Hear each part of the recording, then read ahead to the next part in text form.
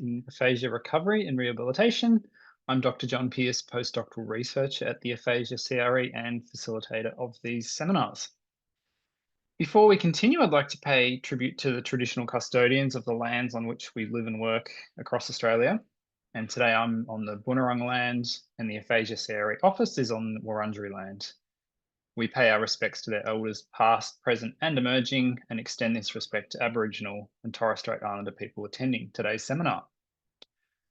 We're honoured today to be joined by Professor Deborah Hirsch, who will share her insights on testing our patients' therapeutic assessment in aphasia rehabilitation. I appreciate the pun in there. I'll provide a full introduction in a moment, but first just a quick note on how to submit questions. If you haven't attended one of these seminars before, there is a Q&A button down the bottom and you're welcome to submit your questions to Professor Hirsch anytime throughout the presentation. Just please don't put questions in the chat section because I won't be reading those. Other audience members can express their interest in a question by liking the question, and I'll start by asking the most popular questions. So just please ensure they're short questions to help me read them without making a mistake and avoid submitting comments at this time. I'd now like to welcome and introduce today's distinguished speaker, Professor Deborah Hirsch. Deborah Hirsch is Professor and Head of Program in Speech Pathology at Curtin University in Western Australia. She is a Fellow of Speech Pathology Australia, an editorial board member of Aphasiology, and was an Associate Editor of the IJSLP for 6 years. Deborah established the Talkback Association for Aphasia in 1999 in South Australia and served as Chairperson of the Australian Aphasia Association between 2020 and 2023. Deborah has 35 years experience in clinical teaching, research and community-based advocacy with people with aphasia. Currently has 150 peer-reviewed publications and an international reputation in person-centered practice in aphasiology and qualitative research approaches in communication disorders. Her research has addressed client and clinician experiences of assessment, goal setting and discharge from therapy, and analyses of interactions between people with aphasia and health professionals. And she's also worked within teams exploring rehabilitation experiences of Aboriginal and Torres Strait Islander people with acquired communication disorders after stroke and brain injury. Deborah has contributed to the Stroke Foundation Clinical Guidelines, the Australian Aphasia Rehabilitation Pathway Best Practice Guidelines, the Aphasia Handbook, and the PPA Guide. Welcome, Deborah. Thanks for joining us. Thank you so much, John. I really appreciate that very much. And thank you for inviting me. I'm just going to share my screen, hopefully the right one. John, does that look like a, here we go, there we go, sorry, share. Does that look okay? Yep, that looks correct. Lovely. All right, no worries, no worries. Thank you so much. I'm going to talk a bit about therapeutic assessment. Just before I start, let's see if this works. Yes, I'd just like to acknowledge also that I'm meeting you today from Whadjuk Noongar land, Whadjuk Noongar Budja, which is where we are down here in Western Australia, and pay my respects to their elders past, present and emerging, and acknowledge that sovereignty was never ceded. Okay, so I'm going to start with a quote from a discussion with an experienced clinician. It's just recent. And we asked, what would an ideal assessment session look like for you? So just very open. And this is what she said, really informal. And I should just say also that this is in a subacute context. This is people who've just been referred back out to the community after being in a residential inpatient facility.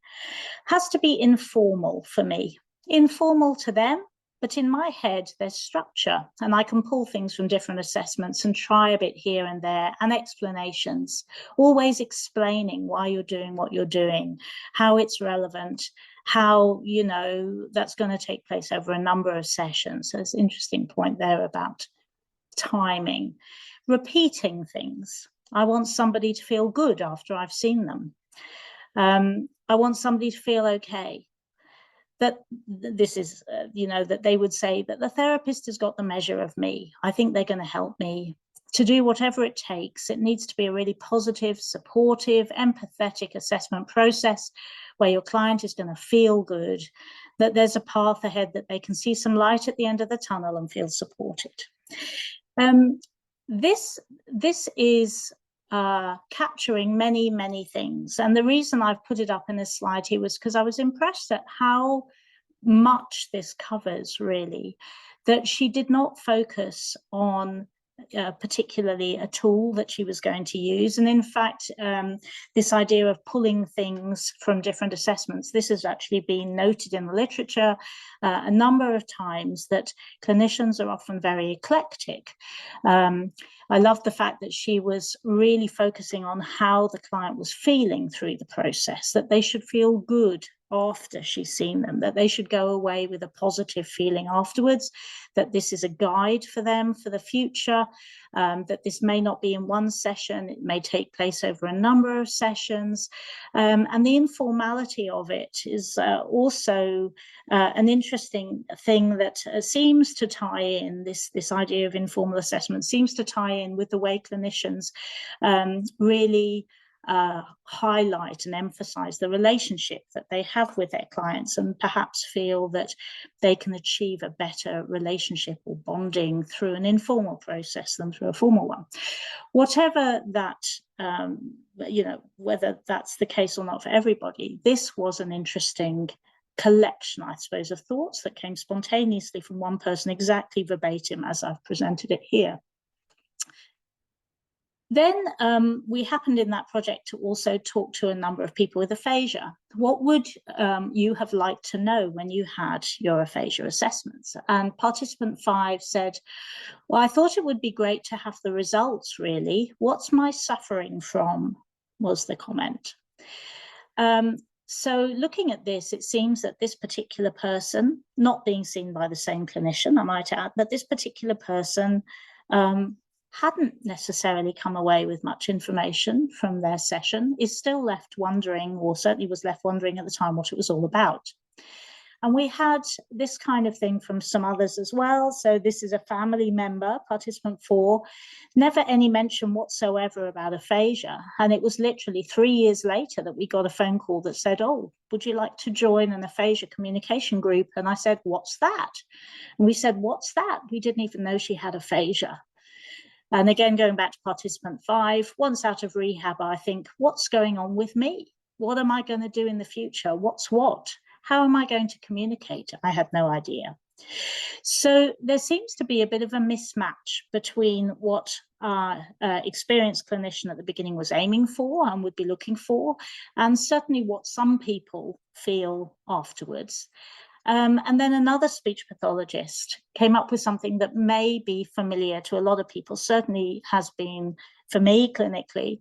And she said many, many times, and my fault, I'm sure you know, I think I've provided information on feedback on something, and then someone will say something the next day or the next week. And I'm like, oh, I thought we'd already covered that, but maybe it wasn't the right time, or I didn't say it in the right way that they could hear it. And really, therapeutic assessment touches on all of these things. We think we're telling people things. We think we're feeding back information. We think we're presenting something that will support people and give them that sense of direction.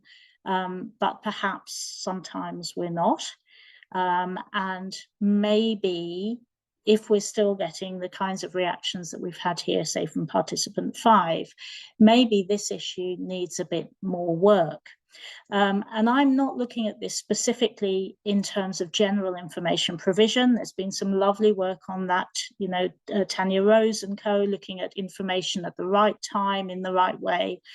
This is not so much just about information provision, but I'm interested in how people gain information about their assessment results, not just the scores, but their assessments.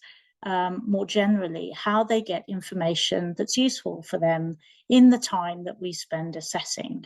And that's often quite a lot. And we'll talk about that a bit in a minute.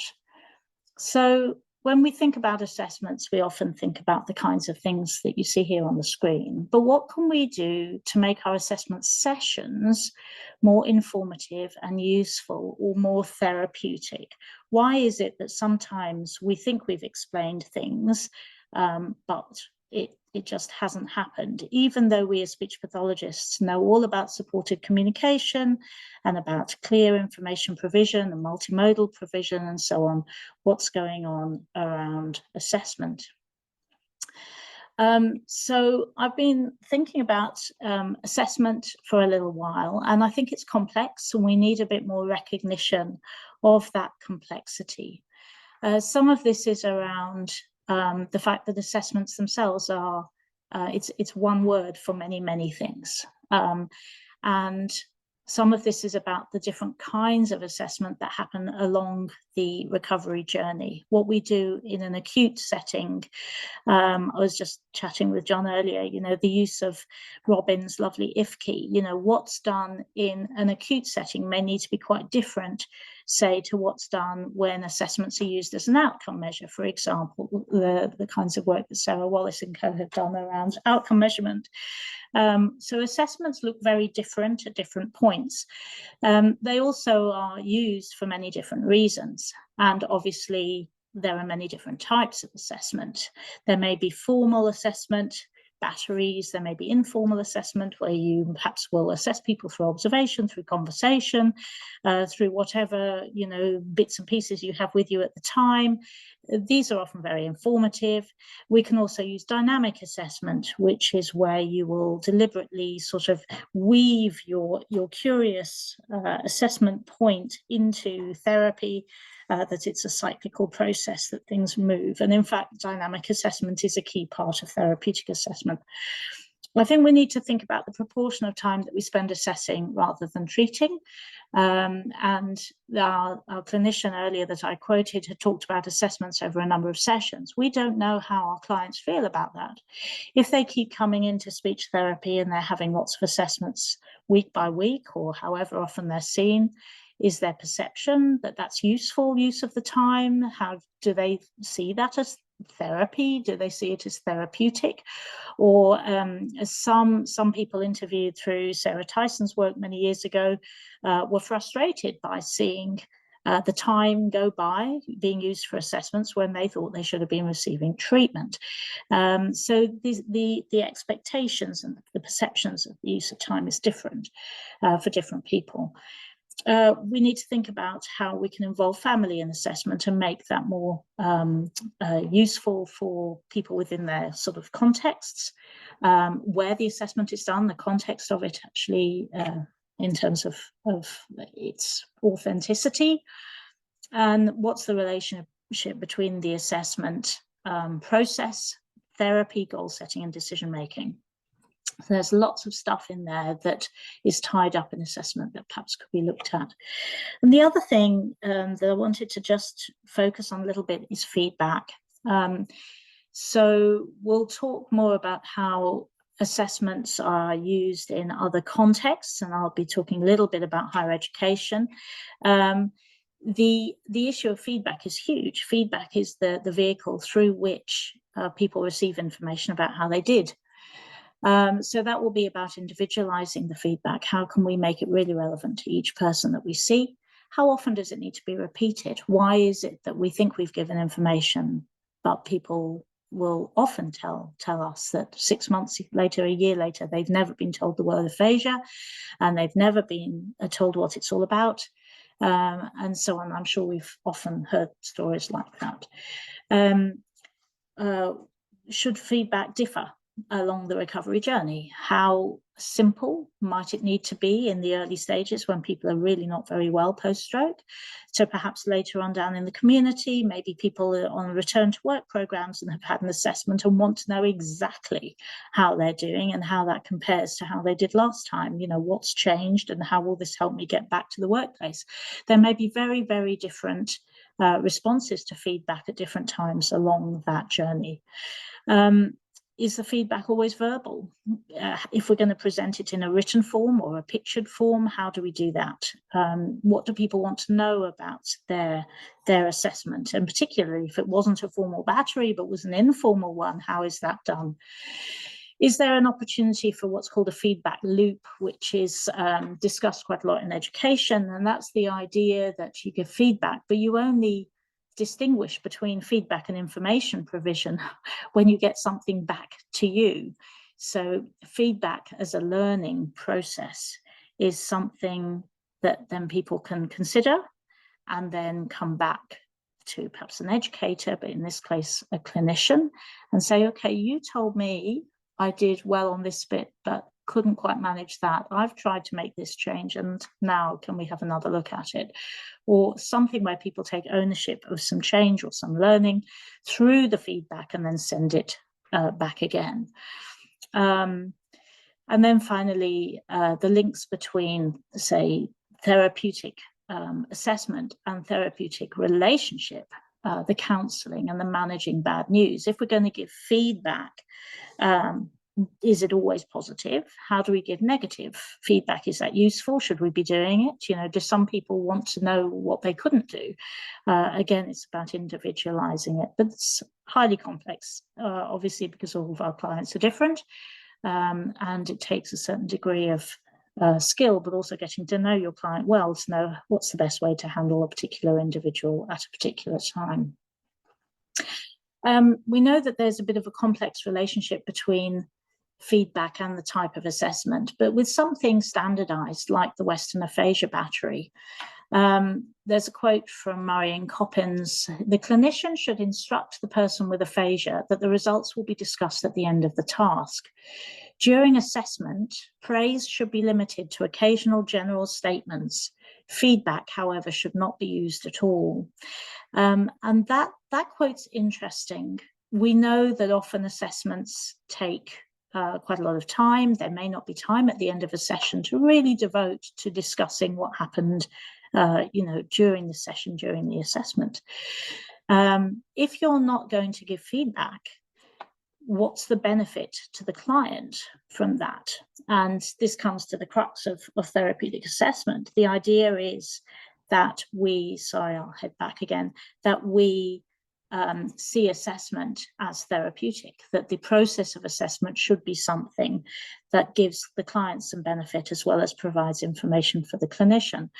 If we're not going to give feedback at all, even though maybe they mean feedback shouldn't be given during the assessment at all, what is the client thinking at that point, and what are they getting from that? And how much effort is made then to make time to give feedback afterwards? We don't know, for example, if people receive feedback the next week or even some weeks later after a report has been written, have they forgotten the content that they were so busily trying to manage at the time of the assessment, so that the feedback they receive perhaps in some report is then irrelevant, that they haven't been able to build on that experience in a positive way?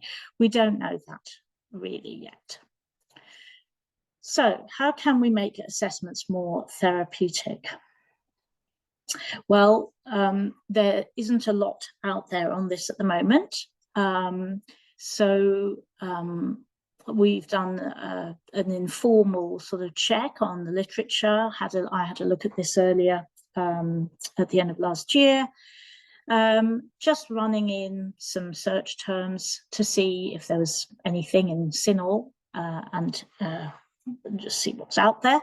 There were a number of papers. I'll just take you through here, but actually only 3 papers really kind of touched on the sorts of things I was looking at in terms of feedback and its use in learning for people with aphasia.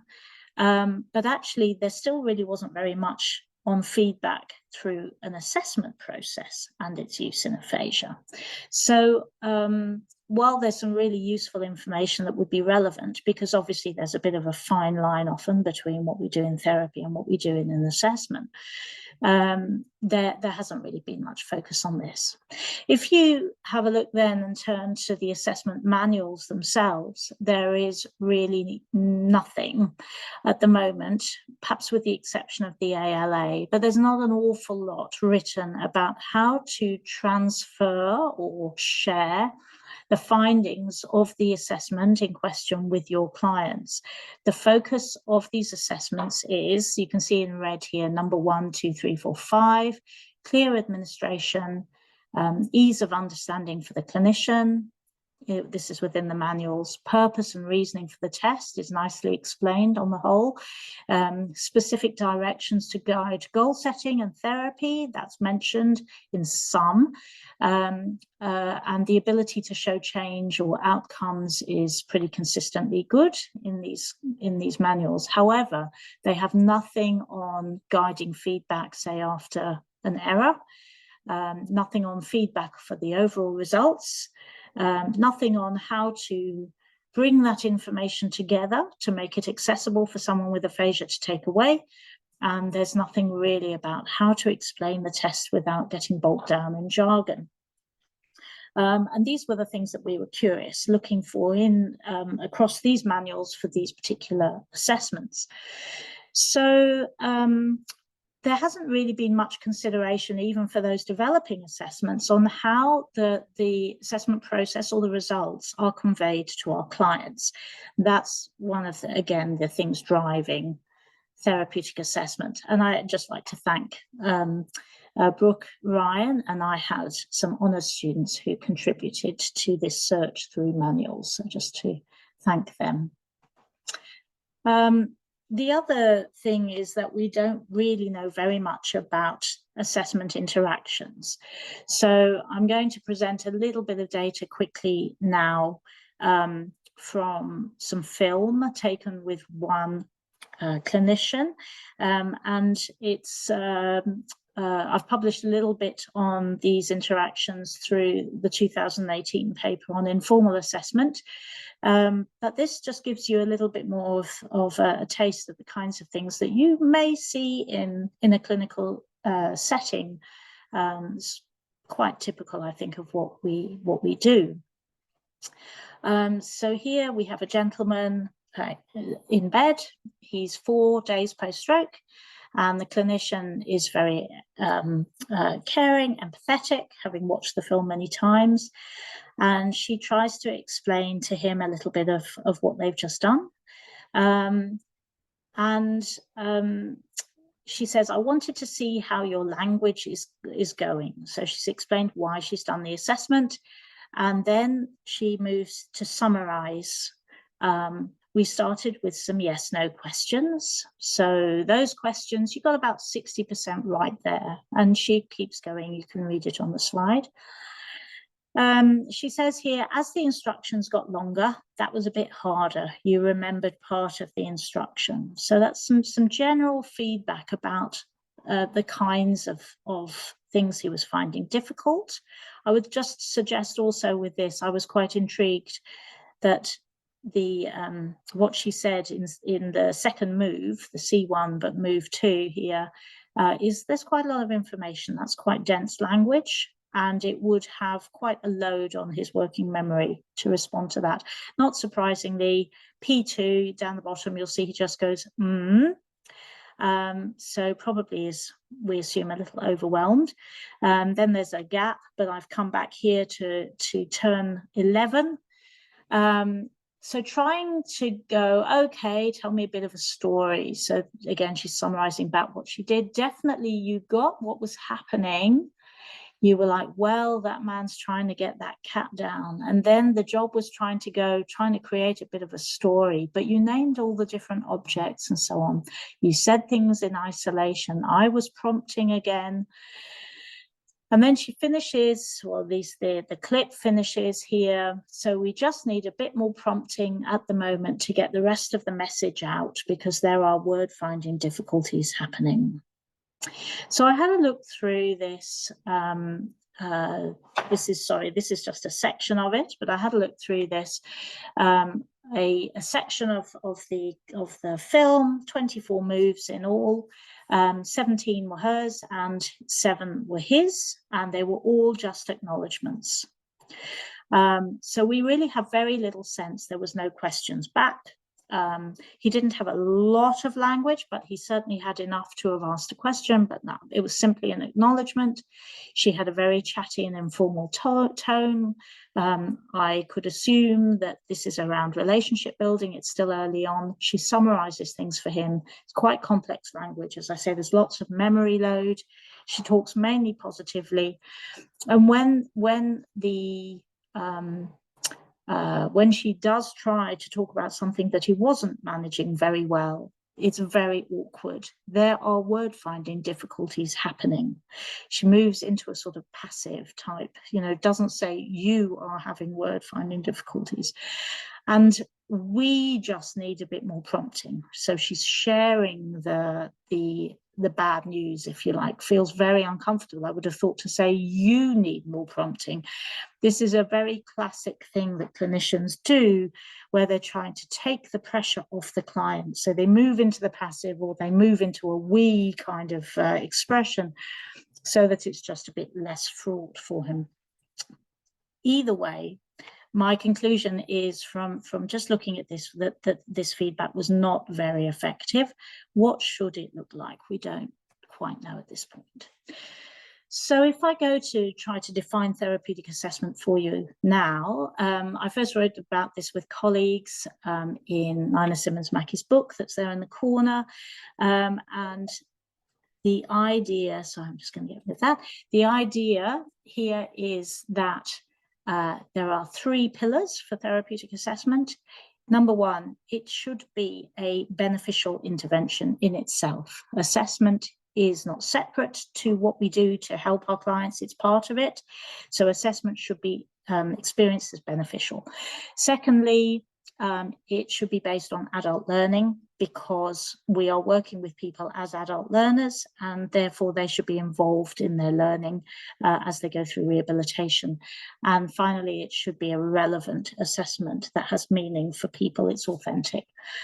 So in that chapter, it was summarized as assessment of support. What is it that people need to feel supported? Assessment with support, and assessment as a support.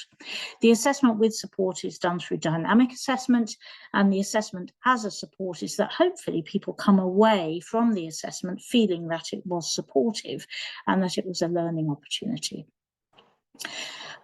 So again, just weaving in dynamic assessment, adult learning, and context in those 3 boxes. And what might that look like? So just initially, some basic ideas that come from that. Don't reinforce failure or over-assess, but use dynamic assessment to reveal strengths and therapy directions. That's one sort of potential basic from this, I suppose. The second thing about adult learning theory is to explain what you're doing and why you're doing it, and to make that explanation very accessible, relevant, and tailored. Find out what people want to know. Some people might want to know their results, and others may not. In fact, some clinicians we've spoken to have said things like, nobody's ever asked me for my score. They're not interested in their scores. What they want to know about is, are they going to get better, and how does this translate for when they go home? What's the practical application of the assessment? So different people want to know different things, and I would argue perhaps at different times. So as I said, if somebody's way down the track, they might want to know exactly what their scores were, or where they were on a language processing model. They might want to, as I said, I've said this story a few times, but I've had a client who wanted me to explain the PALPA model to him. There are some people who have a different reaction to knowing what their assessments are revealing. But either way, it should be a learning opportunity for both the client and for the clinician. And then, this idea of context. Assessments should demonstrate what's possible in functional context and include family members where useful, where available. Here's just a few of the assessment related publications that might be worth having a look at if you want more information. And when I was talking about the complexity of assessment, this is my sort of summary slide. This is about the contexts of assessment and how that can impact what you do. So, for example, where it is, acute, subacute, outpatient, or community, whether this is an assessment that's related to, say, people in their context, what's their medical history, what's their psychosocial history, and so on, thinking about the context for the client. Cultural and linguistic diversity issues, the context of who the clinician is, how much experience they have, whether they have autonomy, whether they have time for that assessment, or whether they're in a hurry. So also whether there are students there, whether this is an assessment for informing, say, a multidisciplinary team, and whether it's telehealth or face-to-face. And then the kinds of tools that we use in assessment, and then the purposes of assessment. So we use the one word, but it's actually so diverse, so variable. And then what we have failed, I think, to ask previously is, well, now thinking from the client's perspective, why are we doing this? What does it reveal?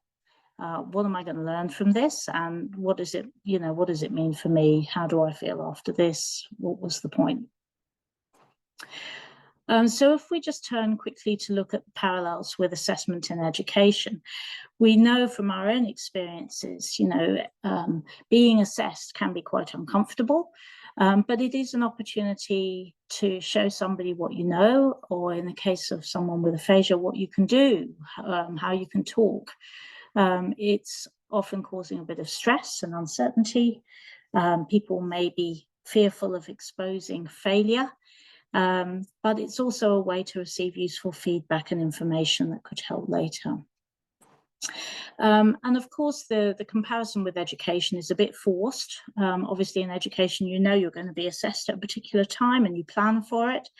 Whereas in rehab, you don't plan for a stroke, you just end up there. And so the assessments are unplanned, at least from the perspective of the client. In education, the test is about assessing knowledge and skills or capabilities or competencies, but in rehabilitation, the assessment is about you. It's about what's happened to you and your ability to function. It's about your life and your life goals. So a very different sort of purpose, if you like, there. In education, you can prepare in advance. Obviously, in rehab, you probably won't in some situations. The timing is decided by a clinician. We expect students to be engaged, and we do in rehab as well. We know that people who are unmotivated in rehabilitation are not seen as the ideal. It's not ideal to have a patient who's disconnected, and clinicians will work very hard. They know they need that engagement for anything good to happen. Equally with students, so there's a parallel there. But what's interesting in education is that assessments rather than teaching can influence learning. And I think we haven't really exploited the learning potential from assessments yet in rehab. We recognise the emotional toll in education, and we're starting to see that in rehabilitation around assessment. Again, the RAISE paper that Jean Gallet and colleagues, I was involved with that paper, we did recently in relation to PPA, is all about, please don't assess into destruction. We're recognising there that the assessments themselves can be quite emotionally difficult to manage. And again, one of the reasons why I used the quote from the clinician at the beginning was because she did recognise that she wants people to feel good after an assessment. She wants them to feel that they can come out of that feeling good about what's just happened. And feedback. We are, of course, meant to be giving feedback in education. Of course we are, but we only variably give feedback, at least useful feedback, I think, in rehabilitation. So in education, again, settings, different kinds of learning settings, different kinds of tools, but some interesting parallels. between formal and informal, or summative and formative assessment, for example. And the purposes are interesting here. So within education, assessments are used to get to know your students. Assessments are used to facilitate learning if they're formative assessments. They're also used for group, peer, and self-review. And we do that with PREMs and PROMs, you know, patient-reported outcome measures and experience measures and so on. But we could think a little more about whether assessments can be used to assist learning, if you like, between patients, perhaps more. It's food for thought. The feedback from the educator may be general or it may be individualized, but there's an expectation of feedback from the student back to the educator, and that's important for change. Assessments are constructively aligned towards learning outcomes, and I think we could have a think about that. Do we constructively align our assessments towards client goals, for example? And then with summative assessments, students get a certificate of achievement, they get a graduation, they get scores, they get accreditation, whatever it is. We should be celebrating when people achieve things in rehabilitation, and I think we do. So that's interesting too. So again, the assessment of, with, and as support aligns with authentic assessment and constructive alignment for those of you out there in education. It aligns with formative assessment, and then assessment as a support aligns with sustainable assessment. And all of these areas have big literatures behind them in education. How are we going for time? I might speed things up a little bit, but there's information for you on assessment of, with, and as support. So if we think about feedback from therapy, building on principles of motor learning, people know about knowledge of results and knowledge of performance. We don't really know how we use feedback following assessment specifically, but there are some interesting things to consider here. So for example, I talked about the therapeutic relationship. If you get the therapeutic alliance right, there's better learning. We know that. And the way I said here, the way we run our assessments reflects our desire to build relationships and engagement. And interestingly, in education, they've borrowed from rehabilitation around an alliance to try to make sure that there's a good connection between teachers and pupils, or students, I should say.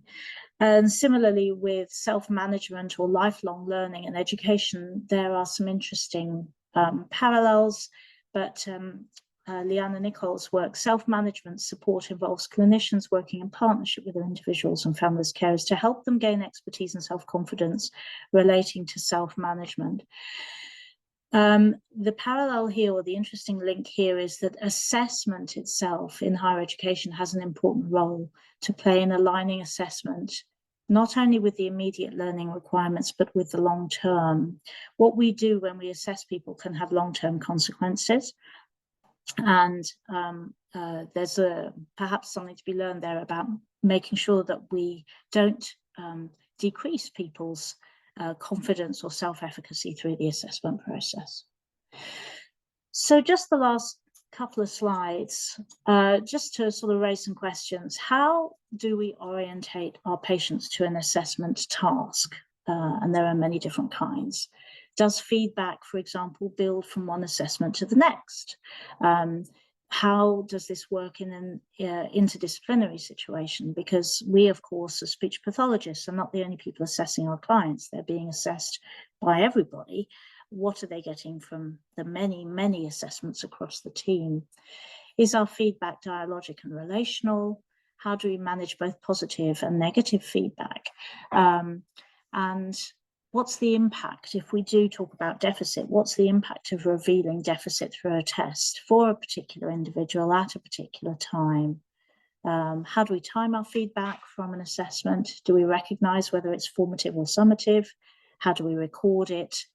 How do we link it into goal setting and therapy? how do we encourage self-assessment, self-efficacy and self-management, going back to Liana's work, and how might we apply adult learning in assessment. So perhaps, just to finish, we need to change our thinking on this, see assessments as interventions and not outside of it, and recognise that assessment can have a relational consequence, can be emotional, it could impact positively or negatively, but it should be seen as a beneficial experience. Do we do that now? How do we engage people in learning? How do we give feedback? And to see the connections between rehabilitation and education. And in practice, what does this mean? How do we explain things to our clients or monitor the degree to which people are assessed and reassessed over time? How do we inform our colleagues in physio, in OT and so on, how they might communicate more effectively through their assessments? And how do we make sure people still feel competent and acknowledged and still get some decent feedback? These quotes from different things, one from the Goals in Aphasia Project and one from Susie Parr's work back in the late 90s. That's how I used to feel that I was always taking a test, was one quote we had. And I'm just playing hypothetical, how we could make it better. But my therapist explained why really carefully, and so I was pleased she was keeping a check on my words. It took the anxiety off me. And with the speech therapist came once or twice and gave me one of those tests. Until we looked through it together, and then I understood why she did these. She gave me a copy to take home. So I'm just playing with ideas about how we could have turned those around. So thank you. If there are any questions, feel free.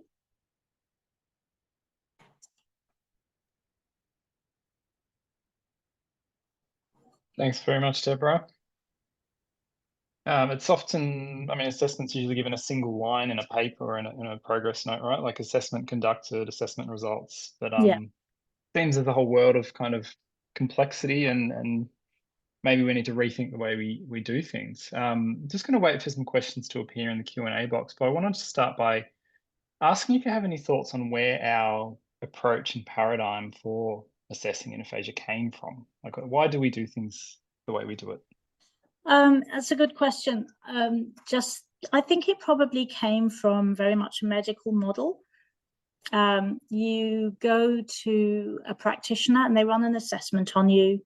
And then traditionally, so perhaps at the time that the practitioner was the expert and you were the patient, you then, you know that the assessment has been done. You may get a report. It's probably not written for you. It may be written for the referrer, the GP.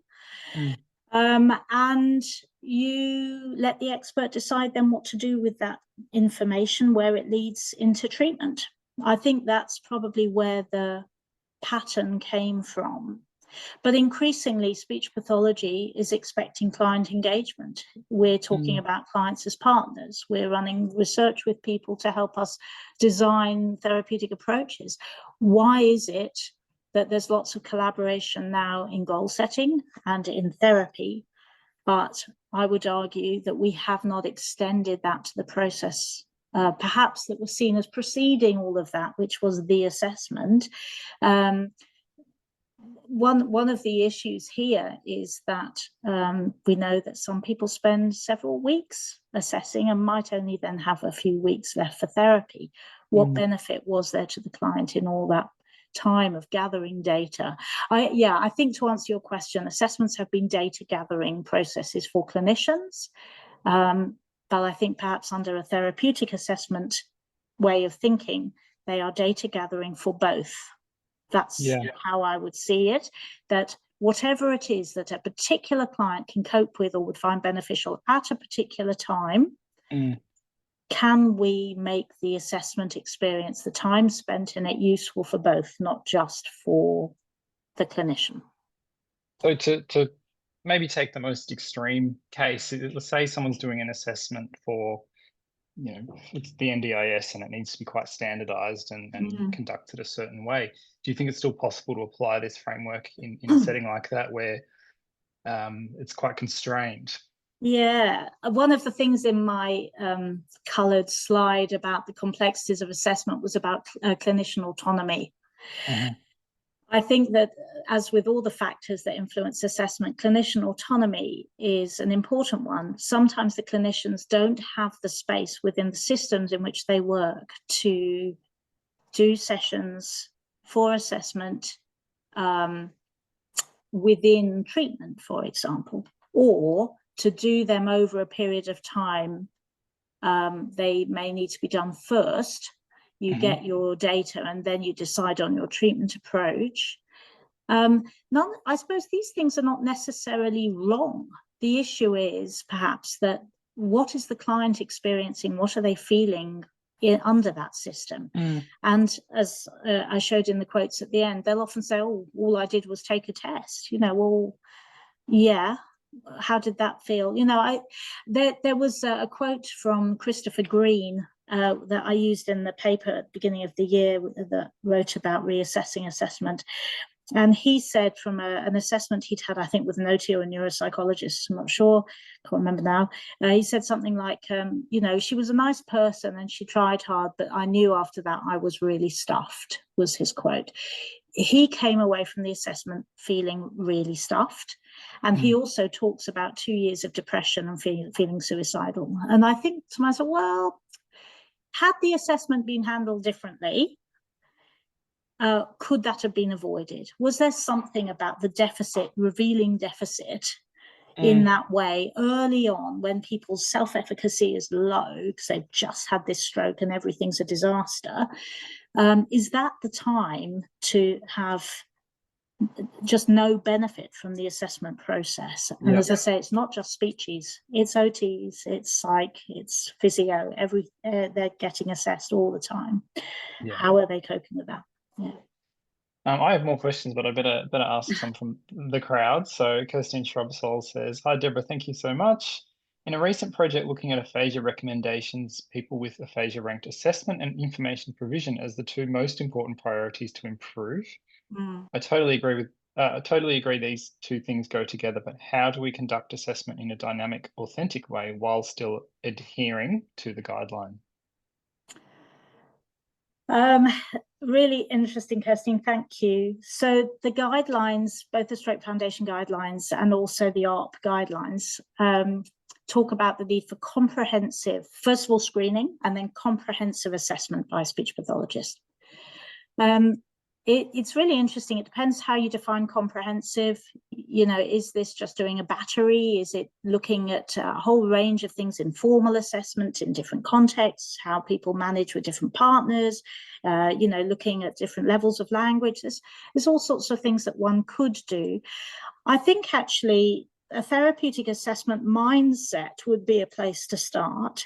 If the relationship with your client is strong enough from the beginning that you can approach this process of finding out about their language with them, assessment as a support, you do it together.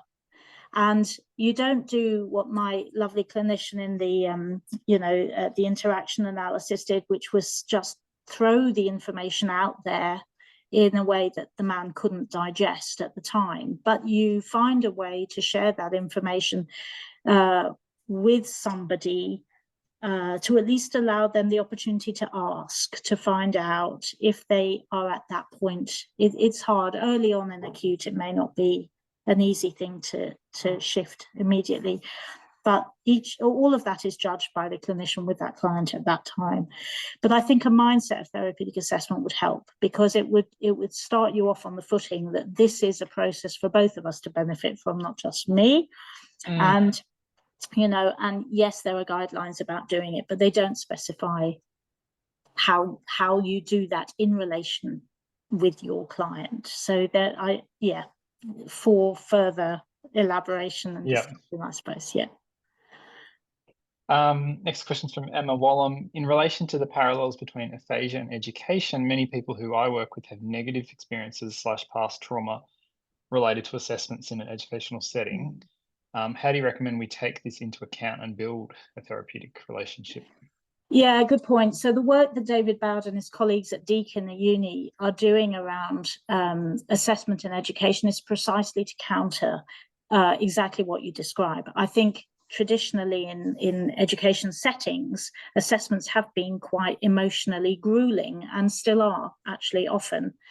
And the move towards a formative assessment process or a sustainable assessment process, or, you know, now, of course, with AI, everybody's moving to oral presentations and all sorts of things to try and manage assessments. What I would say is, again, no absolutely easy answer, but there is at least an acknowledgement that assessments can be dangerous, harmful, actually, in some ways. But we've only just started to look at that in a rehabilitation context. I think the assumption was that you, of course, you do your assessments and then you move into a, you know, collaborative goal setting and supportive therapy process. I say that with a pinch of salt. Of course, we're not doing that. Of course, it's going to vary, but I think we haven't thought about assessment as intervention. So I'm not suggesting we bring over the bad practices from assessment and education, but I think that a lot of research is being done at the moment to find and explore much more student-friendly ways of doing that. And perhaps we could then be exploring aphasia-friendly ways of doing that differently. So, yeah. Copying their new learnings on that front. Yeah, rather than taking the old stuff. Yes. Yep. Yeah. Question from Jocelyn Christina Marzan. Our patients come from very different educational and income backgrounds. Yeah. In addition to different cultural and linguistic backgrounds, might it not take a little time to figure out how best to give feedback to a particular client or their family? Totally agree. And I don't have all the answers to any of this yet because there hasn't been enough research on it. I think that when you're working cross-culturally and cross-linguistically, it is even harder. But it's interesting, you know, like Kirstine was saying, you know, a priority for people with aphasia is to get information and to understand their assessments. So all the more so for people where there's that extra barrier of linguistic or cultural difference. We have to kind of start somewhere. I think some of what I was saying about involving families where possible is a start. Making sure, I mean, there's stuff around good practice with use of interpreters and that kind of thing, but just making sure that it's not taken for granted that, of course, people will sit through an assessment and then move into something beneficial, but we just think about the process differently and try to find opportunities to explain. So if, for example, you take a dynamic assessment approach, then you try to find opportunities to explain as you go. You might start off not with a formal assessment, but with some kind of conversational process. And as you move through the conversation and you ask people what they're finding difficult and where the problems are, then you can start to hook into some of those and then move into something more formalized in terms of assessment as they are comfortable to do, alongside some greater emphasis on aphasia-friendly or accessible written feedback to support the verbal feedback that you give them. Yeah. I mean, just spin-off question there, but we often ask sort of a very vague consent for people to do an assessment, but should assessment be optional? Should we, because I imagine most clinicians can adjust therapy as it goes and sort of assess on the fly. Well, many clinicians will informally assess as they go anyway. And people will say, you know, I just go and chat with the patient, or I can watch what he's doing at, you know, in this particular context, and I get lots of information from that. I'm certainly, there's nothing in therapeutic assessment where I've ever said we shouldn't be assessing, ever. I think we should. I think the guidelines are correct in saying that you need to know what you're working with, but it's how it's done. And as I say, the paradigm shift behind it, the thinking behind it. In the same way that, you know, when people originally were thinking about, you know, what is it we're going to do in therapy, that's changed so much over the last 20 years. Nobody just bounces into therapy now. They always sit and do goal setting and work out what therapy is relevant to the client. I think it's kind of catch up with assessment. I actually think it's a similar process. So it's not that we shouldn't be assessing, and therapeutic assessment is not about chucking out tools. I love the PALPA, you know, I mean, there's lovely things that we can learn from these things, but the question is, how can we both learn from them? What is it that we do in assessment that's of benefit to the client as well as of benefit to us? And all the assessments we do should be things that reveal useful information. So the argument here is, how can that be useful to both, not just to the clinician? We have a question from Dien Can Lee. Thank you, Professor Hirsch. In Vietnam, we have frequently used dynamic assessment, partly due to lack of standardized assessments. In my opinion, these provide more information which are useful for development of an intervention plan. That's in clinical settings, but the question is how they can use the results from dynamic assessments in a research paper. Is it considered relevant or eligible to use a dynamic assessment, often considered as non-standardized? Yeah, that's such an interesting question, and thank you for sharing what you're doing in Vietnam. It's very interesting that you're using more dynamic assessment. I don't think we know yet. There really hasn't been very much work done to research dynamic assessment in adult contexts. There's been much more in pediatric contexts. I think maybe, you know, for the future, it's something we can look at to see how it is that dynamic assessment has been integrated into pediatric work and how that fits also within a research agenda. Arguably, if the information that you get from a dynamic assessment is more clinically useful or more relevant and guides therapy better, then we need ways in research to establish that as evidence. And then having got that, then the arguments for continuing to take and to define what was a dynamic assessment, what was it that was actually done in that context, you know, so that it can be integrated. You research it and you then have more evidence for that particular approach. I don't think there's been a lot of research around looking at the efficacy, if you like, of dynamic assessment in adult neuro contexts or in an aphasia context. But in theory, it should be fine if that's what actually works and makes a clinical difference to people.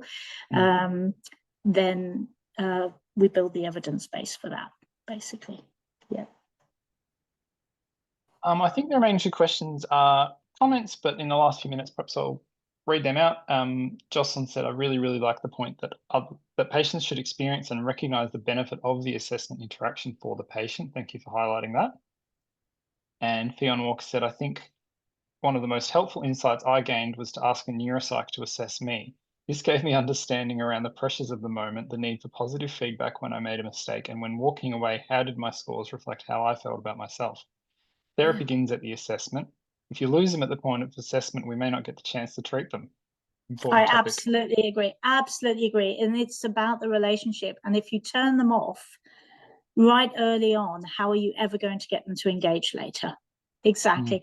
I think, thanks, Fionn. I think that we probably have switched patients off at times and then wondered why they're not engaging in therapy.